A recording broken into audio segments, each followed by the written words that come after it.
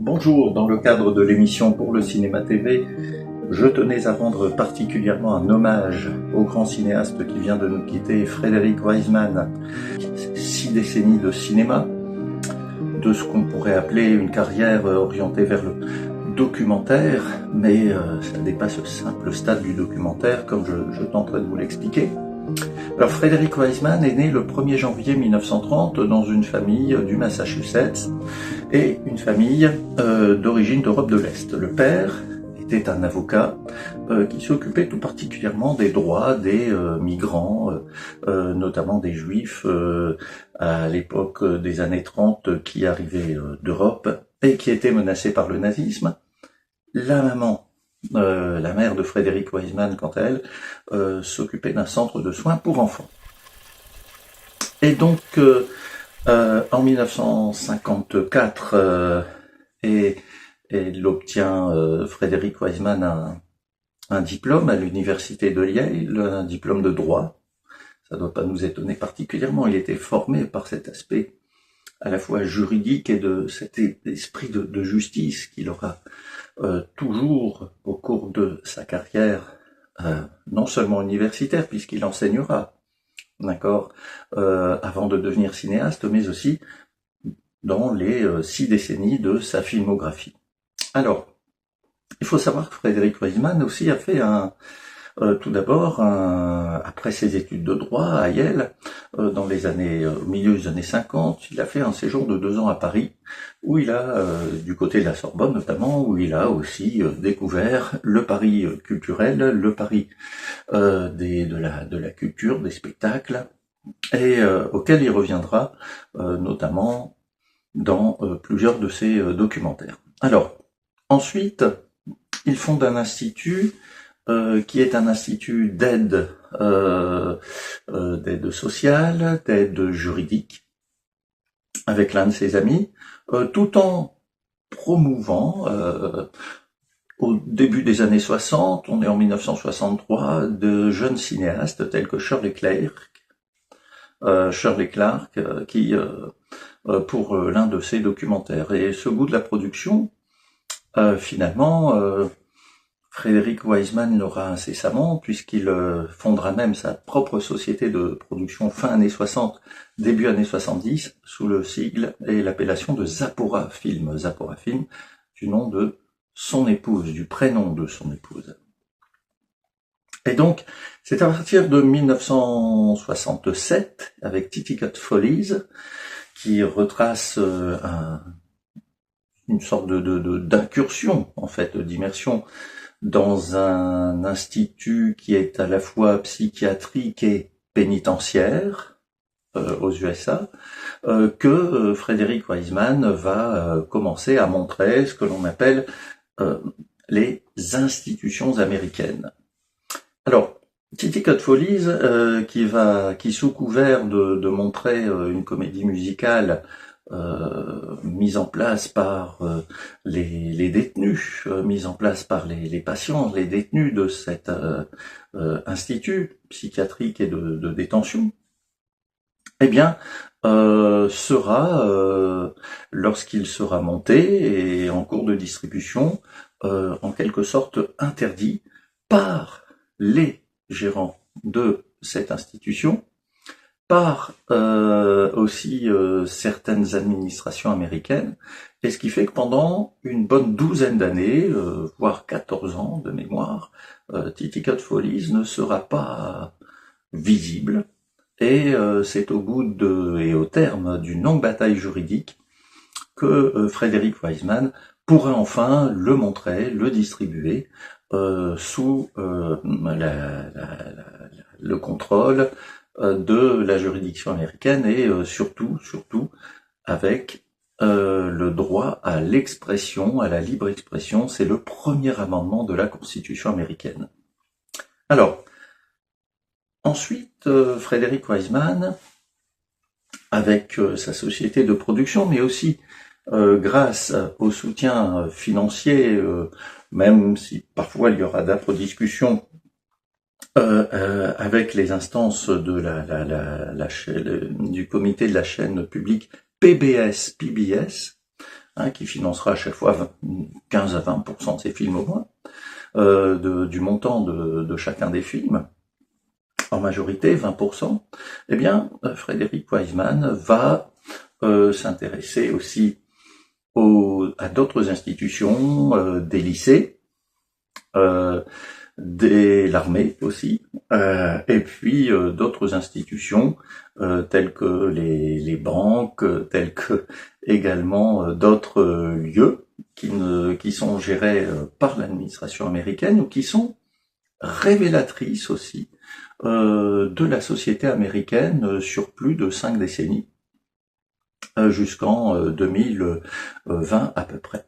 Et donc, ce qu'on peut retenir, c'est que ce soit pour une bibliothèque, que ce soit pour un hippodrome, et oui, que ce soit pour un village comme Aspen, où la bourgeoisie vient effectuer son loisir, eh bien, Frédéric Wiseman aura toujours cette volonté de montrer les choses telles qu'elles se déroulent, mais avec une pointe d'ironie. On pourrait le comparer à en quelque sorte, un Balzac. Il nous révélera toute une comédie humaine, en quelque sorte, et avec force, précisions et descriptions, comme Balzac savait le faire dans ses romans, et parfois avec un soupçon d'ironie dans le montage, et même parfois une critique des tenants et aboutissants et des gérants de ces institutions. Nous pouvons voir par exemple dans certains de ces films une critique non seulement de l'institution en quelque sorte, mais aussi de la société américaine ou des mentalités de la société américaine sur plusieurs décennies. Et c'est ça ce qui est intéressant aussi, c'est que même pour quelqu'un qui n'a jamais souhaité faire un cinéma engagé, il a fait du moins un cinéma qui est militant. Je m'explique. Entre un cinéma engagé, vous avez une ligne déjà politique préétablie, ce qui n'était pas le cas de Frédéric Wiseman, mais un cinéma militant, c'est-à-dire montrer de manière objective, mais aussi avec, comme je disais tout à l'heure, une pointe de critique, d'ironie, comme Voltaire l'aurait fait d'ailleurs, eh bien, parfois les dérives libérales, les dérives parfois guerrières, machistes même, de tous ces lieux qui sont, et c'est une impression une hypothèse que je vous dévoile, que je vous décris ici, une impression de huis clos dans chacun de ces documentaires, c'est-à-dire qu'il s'intéresse à un lieu. Et une fois qu'on est dans ce lieu, on y reste majoritairement pendant la durée du film. D'accord ? Pendant la durée de chaque film. Et ce huis clos est en quelque sorte révélateur finalement des comportements, des tensions, des allées et venues, à la fois des administrateurs, des agents, des administrés également, et avec aussi cette idée que le pouvoir est ici révélateur, la notion de pouvoir est ici révélatrice de ces actions, de ces tensions, de ces, en quelque sorte, pourrions-nous dire, allées et venues des citoyens et des administrés, des administrateurs, des agents de la fonction publique, notamment dans les bibliothèques. Et parfois ces lieux sont comme je pense à Ex Libris en 2017, sur la grande bibliothèque de New York. Eh bien, cela montre aussi que certaines de ces institutions deviennent au fil du temps, finalement, face au néolibéralisme américain, eh bien, des îlots de résistance culturelle, humains, où on ne doit pas céder pas à pas aux nouvelles exigences des différentes administrations politiques qui se succèdent à Washington.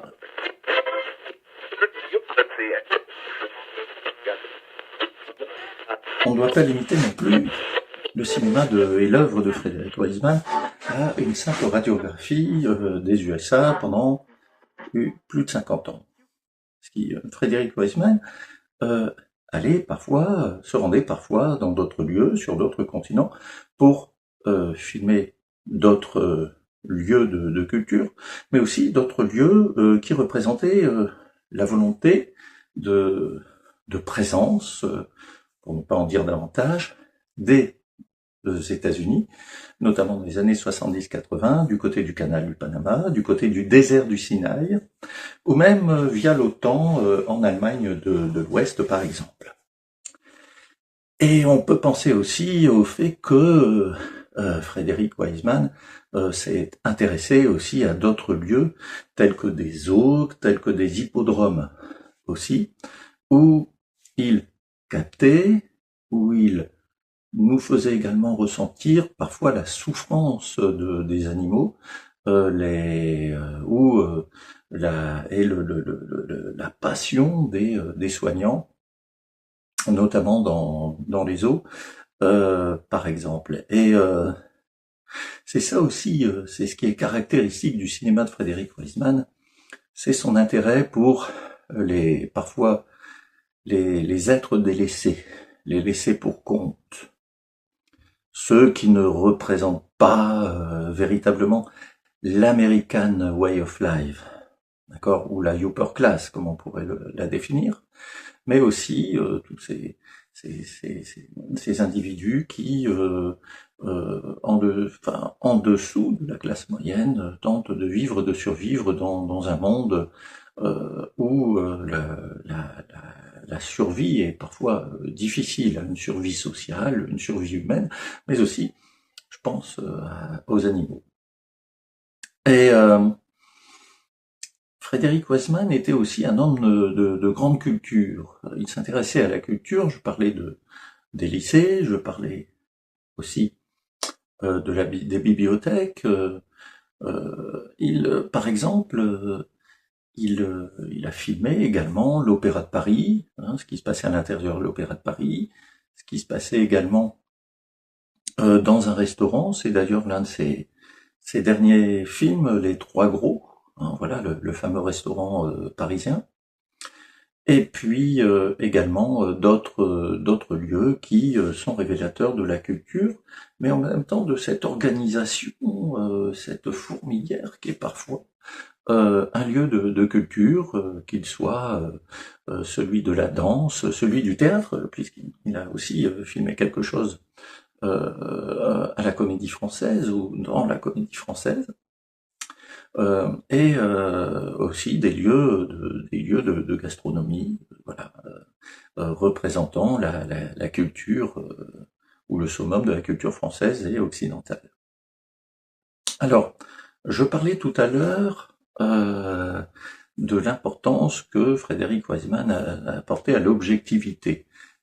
Il disait de mémoire, qu'il ne partait pas faire un film ou sur un lieu avec un préjugé idéologique ou politique, même s'il en ressentait un.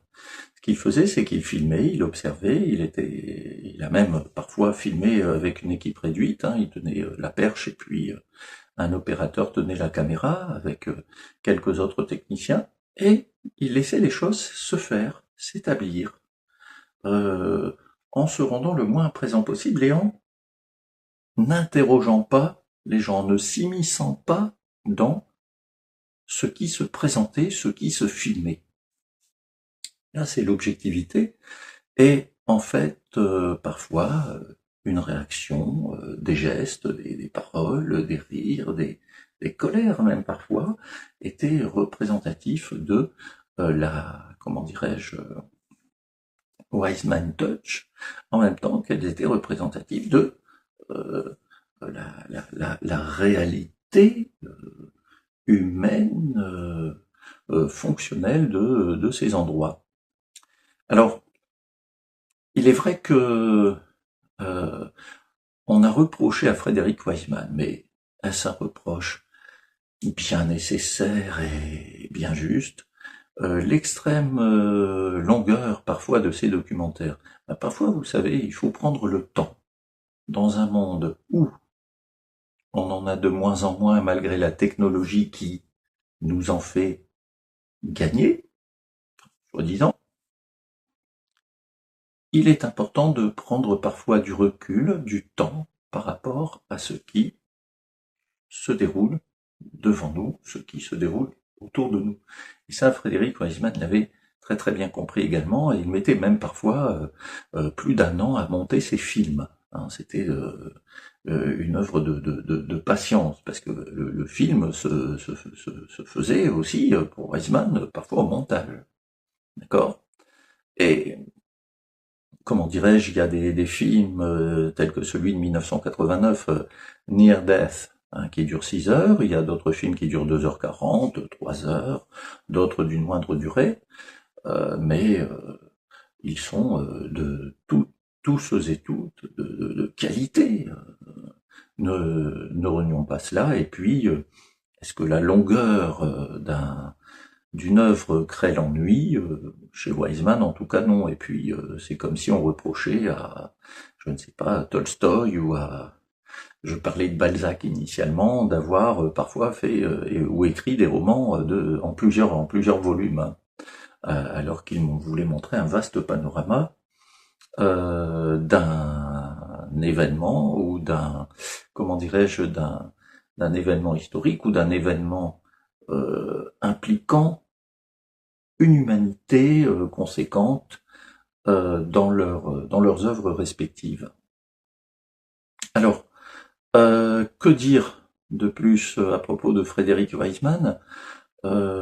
C'était un homme que j'ai eu le plaisir et le bonheur, la joie de rencontrer un beau dimanche d'octobre 2017 pour son dernier documentaire en date à l'époque, c'était Ex Libris sur la bibliothèque de New York. Et croyez-moi que ça a été pour moi un grand plaisir à la fois de voir, de regarder et d'apprécier ce nouveau film de Frédéric Wiseman, et aussi de le rencontrer, de pouvoir lui parler pendant 5-6 minutes au studio 43 à Dunkerque,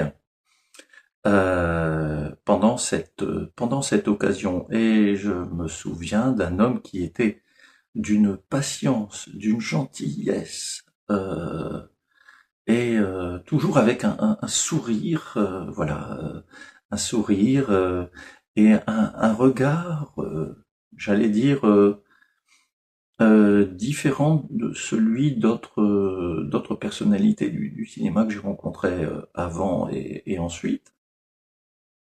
C'est-à-dire un regard où l'on voyait à la fois l'œil du cinéaste, où on voyait également la petite touche d'humour, et puis on voyait aussi une certaine forme de courtoisie, hein, voilà, de sympathie par rapport à ses interlocuteurs. Et donc, à l'époque, je lui avais même fait signer ici l'un des 3 coffrets qui était paru peu de temps auparavant, entre 2015 et 2016, chez Blackout, avec l'intégrale hein, de ses œuvres, voilà, Frédéric Wiseman. Voici le premier coffret avec cette dédicace ici. Et il était assez content, et la personne, son attaché de presse qui l'accompagnait aussi, que quelqu'un qui était encore assez jeune à l'époque, puisqu'on était en 2017, voici 9 ans, apprécie son œuvre. Et je lui avais même dit qu'il manquait peut-être un tout petit truc, tout petit court-métrage collectif qu'il avait réalisé en 1971 lors d'un festival du film en Europe de l'Est, de mémoire. C'était I Miss Sonia Henney. C'était un film collectif qui dure une bonne quinzaine de minutes et qui a été tourné en une nuit dans une chambre d'hôtel. Et cette effervescence de films collectifs et parfois improvisés pour le plaisir de filmer et de s'amuser. Je sais que de mémoire, Tinto Brass et Miloš Forman et d'autres cinéastes y ont également participé, chacun pour un segment d'environ 3 minutes, et où devait apparaître la phrase, où devait être prononcée par l'un des acteurs ou actrices cette phrase « I miss Sonia Henney ». Et donc il avait souri, il avait dit « Et oui, c'est vrai, mais pour des raisons de droit, nous n'avons pas eu la possibilité de l'intégrer dans l'un des trois coffrets. » Alors, je vous ai présenté le numéro 1. Voici donc le coffret numéro 2, d'accord, Frédéric Wiseman, avec parfois force bonus, d'accord, force bonus, force, comment dirais-je, documentaire et avec cette présentation très très intéressante et puis en même temps très comment dirais-je, très pratique, des films comme ça dans ce genre de boîtier slim par exemple, hein, voilà. Ici par exemple Ballet, la Comédie Française notamment, Public Housing et puis d'autres films sur la société de son temps. Et ici, par exemple, voilà, avec ces illustrations, ces images. Là, ici,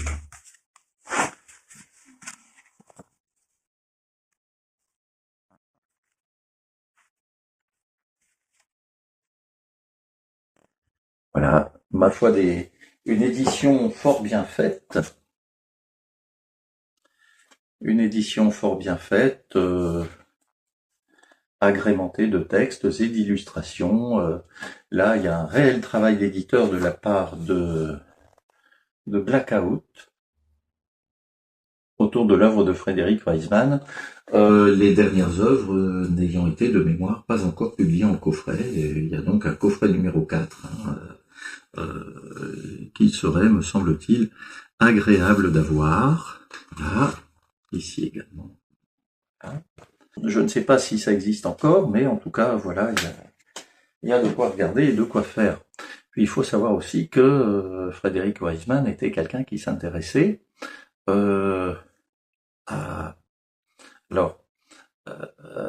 distiller parfois des messages sur l'évolution, entre guillemets, ou la régression de la société américaine, mais pas seulement qu'américaine, la société occidentale sur 5 décennies, avec parfois des messages qui intervenaient implicitement au niveau notamment de par exemple au niveau du racisme, au niveau des guerres, au niveau de parfois la collaboration et l'implication de certaines institutions,